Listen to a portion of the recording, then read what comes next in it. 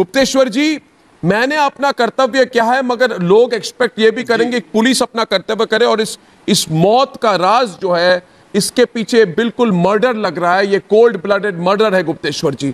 एक और सवाल आपसे मैं करना चाहता था कि संजय राउत शिवसेना आप पर आरोप लगा रहे हैं, वो कह रहे हैं कि गुप्तेश्वर पांडे कौन है, ये टीवी पर क्यों आते हैं, ऐसी पुलिस से हम क्या उम्मीद कर सकते हैं, आप पर व्यक्तिगत अटैक क्या है।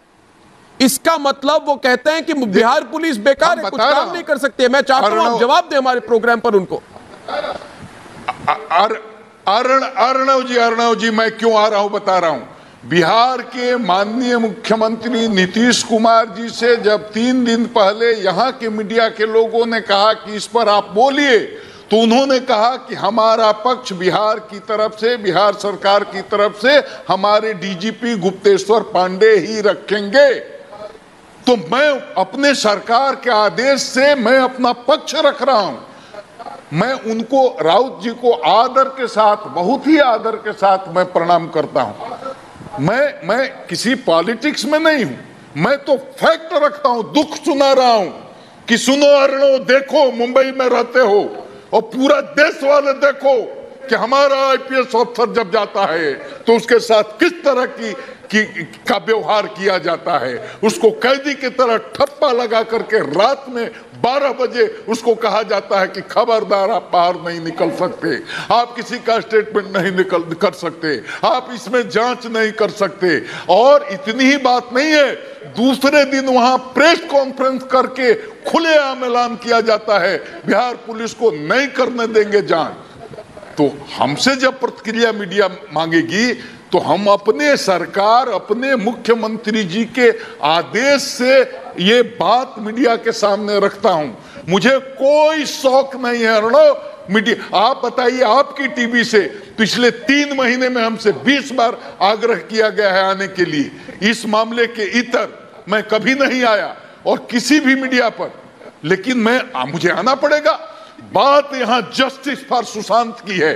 एक एक नौजवान का खून खौल रहा है बिहार में और देश के जितने लोग हैं वो देख रहे हैं कि ये कैसा अत्याचार, कैसा अन्याय, कि एक नौजवान की जान गई और ये मजाक हो रहा है। जांच करने वाला पदाधिकारी जाता है, उसको क्वारंटीन कर दिया जाता है। मैं बिहार की 12 करोड़ जनता और देश की 130 करोड़ जनता के दिल में जो सेंटिमेंट है उसको आपके मीडिया के माध्यम से बोलता हूं। मुझे अपना बोलने का शौक नहीं है।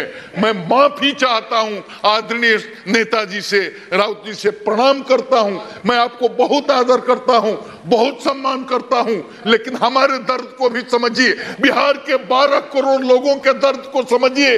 और पूरे देश, आज एक बताता हूं अर्णव, एक मराठा भाई ने जो टेम्पू चलाता है, टैक्सी चलाता है, आज मेरे ऑफिस में ऑफिशियल नंबर पर मैसेज किया है कि मैं यहाँ हूँ, महाराष्ट्र का मराठा हूँ, यहाँ टैक्सी चलाता हूँ और बिहार पुलिस के साथ जो हुआ है उससे दुखी हूँ। हमारे पास एक टैक्सी है, मैं उसको बिना सेवा शुल्क के सुशांत के केस में जस्टिस लेने के लिए आपकी पुलिस को फ्री देने के लिए तैयार हूँ। मैं खुद टैक्सी चलाऊंगा, 1 पैसा भाड़ा नहीं लूंगा। एक मराठा ने वहां से हमको फोन किया, वहां के आदमी ने, कि मेरा बहुत बड़ा घर है और हमारे पास, मैं घर खाली कर दूंगा, मेरे पास लैपटॉप है, सारा सेटअप है, 20 आदमी के रहने की जगह है, 1 पैसा किराया नहीं लूंगा, सबके खाने पीने की व्यवस्था करूंगा, आप अपनी टीम को हमारे यहाँ रहने के लिए भेजिए। मैं कहता हूं बिहार के लोगों को जितनी तकलीफ है उससे कम तकलीफ महाराष्ट्र के लोगों को नहीं है और उससे कम तकलीफ देश के लोगों को नहीं है। हाथ जोड़ता हूं सर, हमको पॉलिटिकल मत बनाइए। मैं आपके चरणों का धूल हूं, मेरी कोई औकात नहीं है। मेरी औकात है कि मैं एक संवैधानिक पद पे हूं और मेरी मर्यादा है कि मैं उतना बोल नहीं सकता। मैं इसलिए बोलता हूं कि हमारे सरकार ने हमको बोलने के लिए कहा है कि सच को सामने रखिए, सरकार के पक्ष सामने रखिए। और बोलूंगा, और ये बोलने के लिए जरूरत पड़ेगी नौकरी छोड़ने की तो वो भी छोड़ दूं, लेकिन बोलूंगा जरूर। सुशांत बिहार का बेटा नहीं था, पूरे हिंदुस्तान का बेटा था। और उसको कोई इस तरह से पचा जाए, उसके साथ कोई घटना हो जाए और उसको कोई पचा जाए, इसको मैं बर्दाश्त नहीं करूंगा। मैं अरनों के साथ हूं और मैं उन कोई बर्दाश्त नहीं करेगा। भारत में कोई बर्दाश्त नहीं करेगा। ये बिहार महाराष्ट्र की बात नहीं है। मैं सबके साथ हूं, मैं सबके साथ हूं। ये लड़ाई बिहार महाराष्ट्र की नहीं है। जी, एक बात मेरी ओर से आप सुनिए, ये महाराष्ट्र सरकार कह रही है कि अपराध तो महाराष्ट्र में हुआ था, फिर बिहार की पुलिस जांच कैसे कर रही है? मुझे बताइए, क्या कानून आप लोगों को जांच करने से रोकता है? क्या कानून कहीं पे कहता है, या महाराष्ट्र सरकार आपको रोक रही है? रिया चक्रवर्ती पहले सीबीआई जांच मांग रही थी, अब कह रही है कि मुंबई पुलिस जांच करे। इसका मतलब कि मुंबई पुलिस रिया चक्रवर्ती को बचा रही है। क्यों बचा रही? मैं एक बात कह देता हूं गुप्तेश्वर जी, मेरी बात सुनिए, आपने भी कही मेरी बात। ये बात रिया चक्रवर्ती से अंत नहीं होता है, रिया चक्रवर्ती से पूरी बात खुलती है।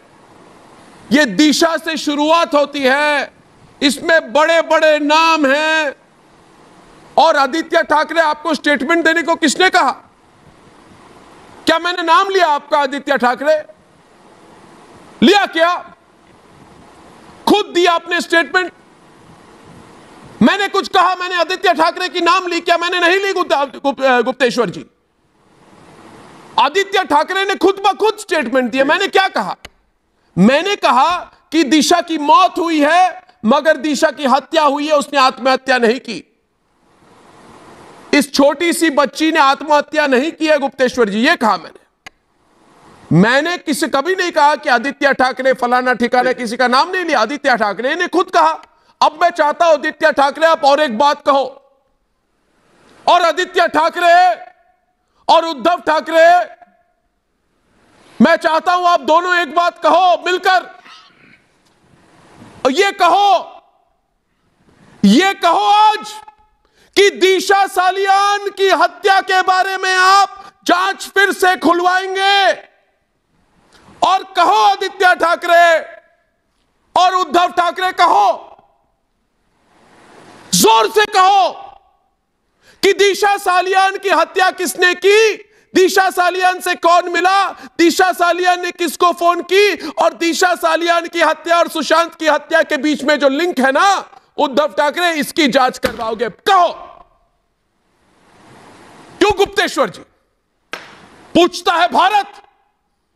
कहने की बात तो वो है, जांच होनी चाहिए, जांच होनी चाहिए। और हम ये कह रहे हैं कि हम किसी पर कोई आरोप नहीं लगा रहे हैं, लेकिन जांच से किसी कोई क्यों डर रहा है? रिया चक्रवर्ती का और एक बात गुप्तेश्वर जी, और एक बात आपको कह देता हूं, स्वागत कर, आपको और एक बात कह देता हूं मैं गुप्तेश्वर जी, मैं छोटी सी बात एक कहूंगा। ये कहते हैं तुम महाराष्ट्र में रहते हो, तुम मुंबई में रहते हो, तुम कैसे चलाओगे, कैसे काम करोगे? ये कहते हैं तुम मुंबई में बैठकर शिवसेना से सवाल पूछ रहे हो। मैंने शिवसेना से सवाल नहीं पूछा। शिवसेना का क्या लेना देना इसके साथ? इसका तो लेना देना है दिशा सालियान की हत्या किसने की। ये तो सामाजिक मुद्दा है, राष्ट्रीय मुद्दा है। इसको कोई पॉलिटिकल पार्टी के साथ लिंक करने की कोशिश क्यों है? कोई अपने आप पर एक पार्टी की रक्षा कवच लगा के बैठ जाए कि भाई आपने एक हत्या के बारे में सवाल पूछा तो नहीं, आप एक पॉलिटिकल पार्टी पे सवाल पूछो। नहीं भाई, मैं तो कह रहा हूं हत्या किसने की।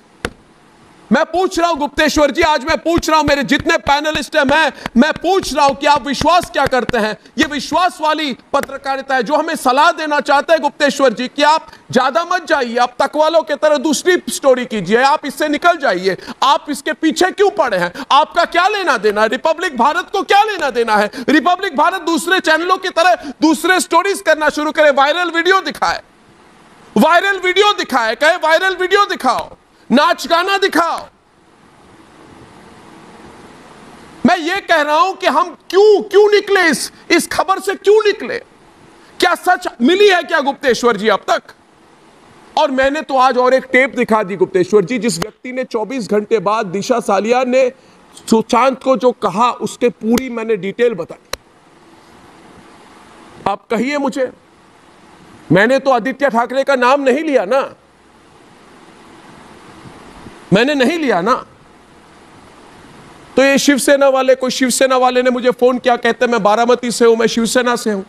आपने उद्धव ठाकरे से सवाल किया, मैंने बोला मैंने क्या किया? मैंने बोला उद्धव ठाकरे कान खोलकर सुन लीजिए, सच तो निकल के रहेगी।